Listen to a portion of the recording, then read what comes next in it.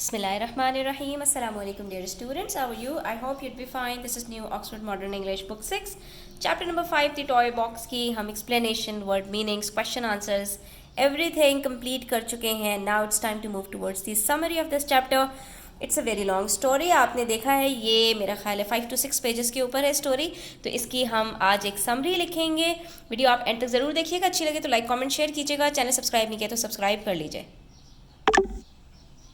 तो बच्चों ये थोड़ी एक मिस्ट्री पर बेस्ड स्टोरी है, ठीक है. और इसके अंदर क्या कुछ है वो हमने एक छोटी से जो है वो 3-4 पैराग्राफ्स के अंदर इसको कम्प्लीटली एक्सप्लेन कर दिया है. Tom his family moved to a new house which had large gates and a magnificent garden.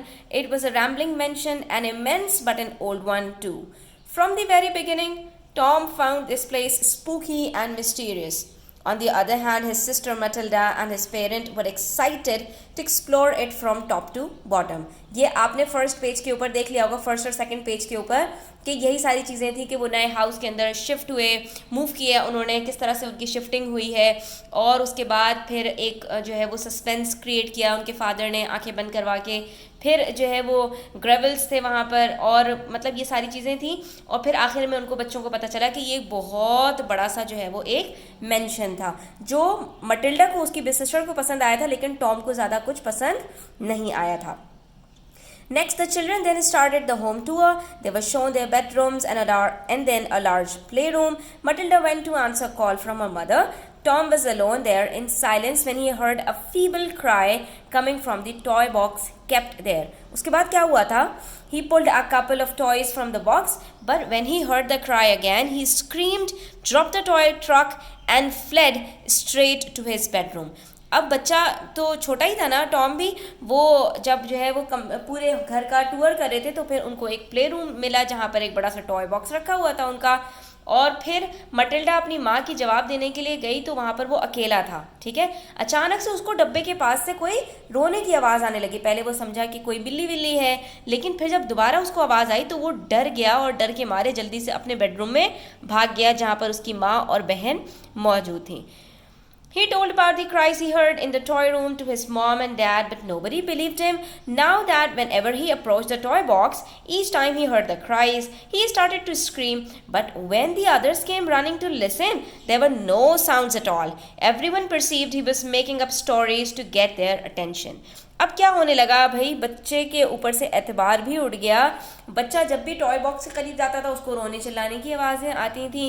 फिर वो जब चीखता था उसके चीखने पर बाकी घर वाले आते थे तो उनको कोई भी आवाज़ नहीं आती थी. वो कहते थे कि सिर्फ ये अटेंशन ग्रैब करने के लिए जो है इस तरह से कहानियाँ बना रहा है. तो उसने सोचा, एक प्लान किया कि भाई मुझे कुछ और करना पड़ेगा, मेरी बात का कोई एतबार नहीं कर रहा है, उल्टा मुझे ही सब इल्ज़ाम ठहरा रहे हैं, ठीक है. So one morning, determined to solve the mystery, after checking out the toy room, he asked his mother to follow him without making a sound. ठीक है, इस मरतबा थोड़ा सा इसने ट्रिक यूज़ की. That day finally his mother heard a cry and then some mumbling of an adult voice. She then explained everything to his father and asked him to investigate. अब क्या हुआ भाई कि जब बच्चे ने कहा कि भाई बात इस तरह नहीं बन रही, उसने अपने आप को बहुत ज़्यादा जब्त किया कि मैं अब बिल्कुल नहीं चीखूंगा, आवाज़ नहीं करूंगा. वो टॉय रूम में गया, उसने रोने पीटने की आवाज़ सुनी, भागता हुआ माँ के पास आया और माँ से कहा चुपचाप मेरे साथ आइएगा, एक लफ्ज़ भी मुंह से ना निकले, कोई आवाज़ ना हो, ठीक है. जब माँ उसके पीछे आई तो इस मरतबा माँ ने एक बच्चे के रोने की आवाज़ खुद भी सुनी और उसके बाद एक बड़ी किसी उम्र की खातून की भी आवाज़ सुनी.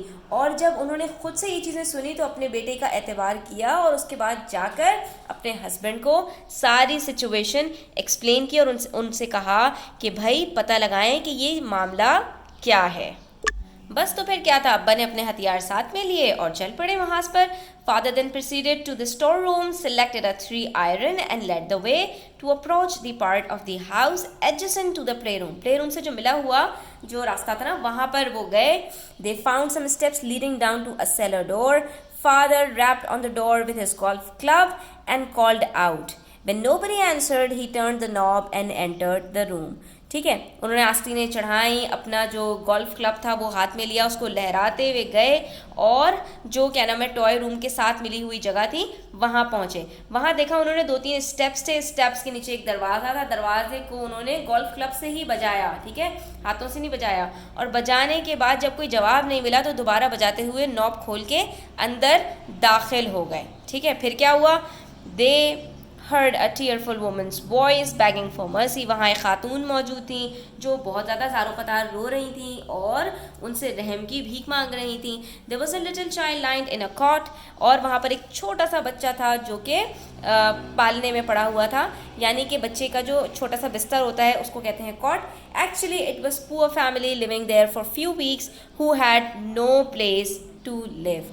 जिनके पास रहने के लिए कोई जगह नहीं थी तो उनको ये शेल्टर के लिए जगह मिली और वो यहाँ पर आकर रहना शुरू हो गए। कुछ हफ्तों से ही वो यहाँ पर रह रहे थे। खातून ने अपनी कहानी बताई।